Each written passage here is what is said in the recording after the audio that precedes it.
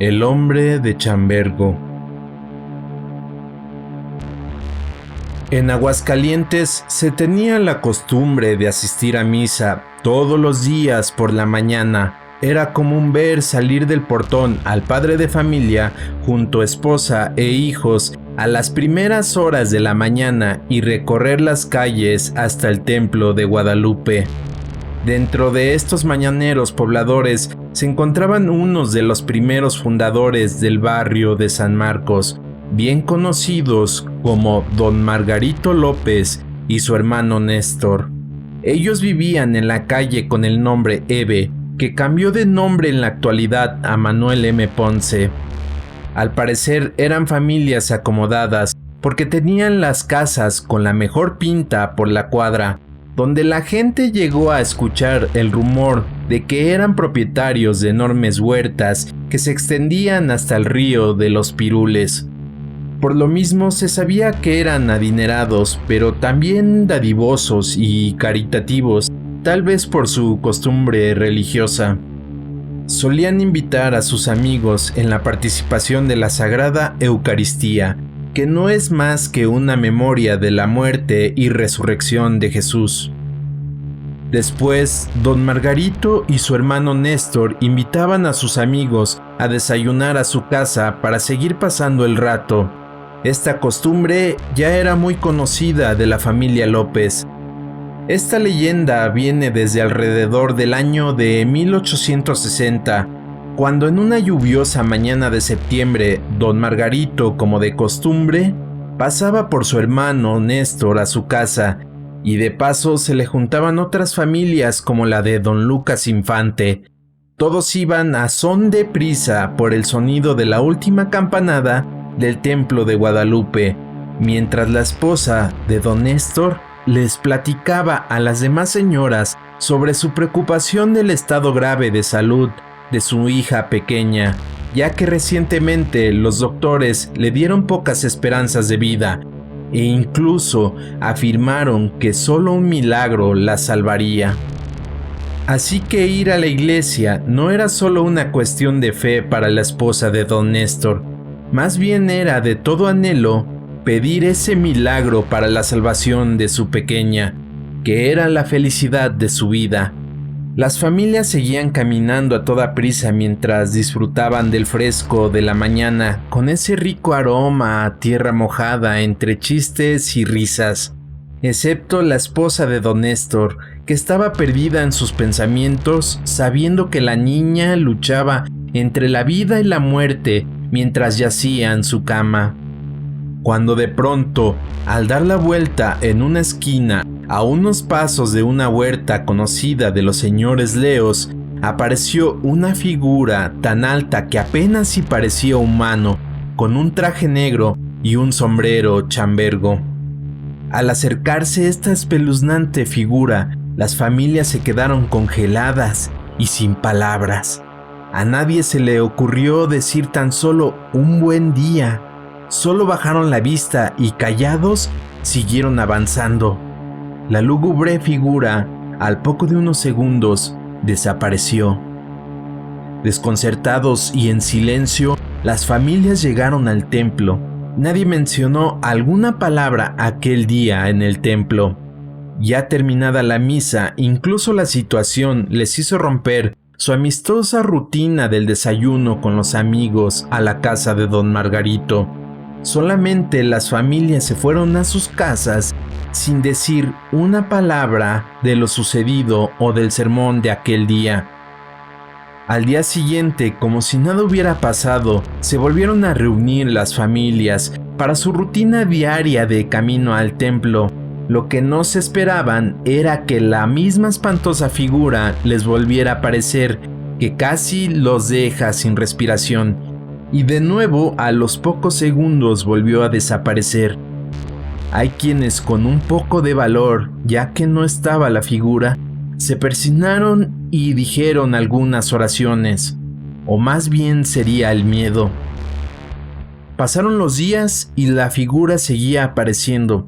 Algunas familias dejaron de asistir a misa mientras los más devotos, como la familia López, continuaron con sus rutinas, y a los pocos días las demás familias de nuevo se agregaron a la matutina peregrinación familiar camino a la iglesia sin decir ni unas palabras al toparse de nuevo con la figura. Ya se les había hecho costumbre y a pesar que algunos creían que era el mismo diablo, no había ocurrido aún una tragedia, por lo que les parecía un poco inofensivo. Otros creían que tal vez era un lunático que disfrutaba de tomar el fresco matutino. Y otros pensaban que era un alma en pena. Los niños lo conocían como el aparecido de la vereda, pero todos muy en el fondo sentían temor de aquella figura de traje negro hasta el cuello con un sombrero de chambergo que apenas se le notaban unos ojos oscuros sin vida. Un día 1 de noviembre, el día de Todos los Santos, el grupo de religiosos de Don Margarito iban rezando sus 40 rosarios a la Virgen de Guadalupe, cuando de nuevo la misteriosa y espeluznante figura volvió a aparecer. Pero en esta ocasión no desapareció como otras veces. Se detuvo y dirigiéndose a don Néstor, comenzó a hablar con una voz que erizaba los pelos. Tú, Néstor, sé que tienes a una niña enferma. Llévame con ella, yo te la curaré. Al escuchar la voz, por un momento quedaron callados, cuando uno del grupo se hincó con el rosario en manos para después salir corriendo y gritando del lugar. No pasó un segundo para que los demás también lo hicieran y lo acompañaran en la huida. Sin saber cómo lo hicieron, llegaron todos al templo de Guadalupe.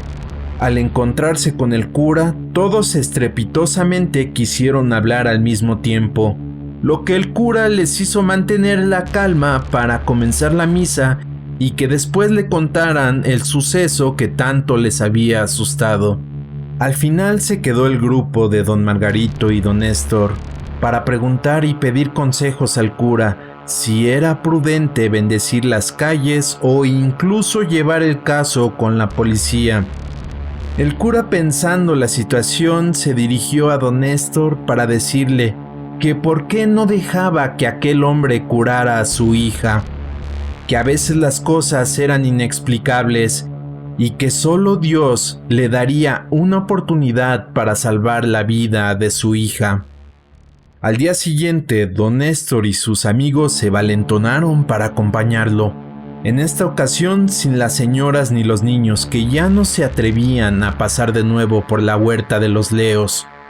Llegaron al lugar y de nuevo apareció la espeluznante figura, pero en esta ocasión don Margarito se atrevió a pararse de frente y preguntar: ¿eres de esta vida o de otra? La figura retrocedió 2 pasos y contestó: mi deseo es curar a esa inocente niña. Sin decir más, desapareció de nuevo. Confundidos, el pequeño grupo regresó a su casa y al entrar le notificaron a don Néstor que aquella figura fantasmal se encontraba en la habitación de su hija.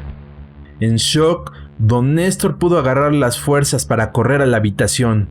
Ya asomado por la puerta, pudo notar que aquel individuo decía unos rezos en una lengua y con ademanes muy extraños. Al finalizar, plasmó la mano en la cara de la niña, la misma que quedó plasmada por el resto de su vida.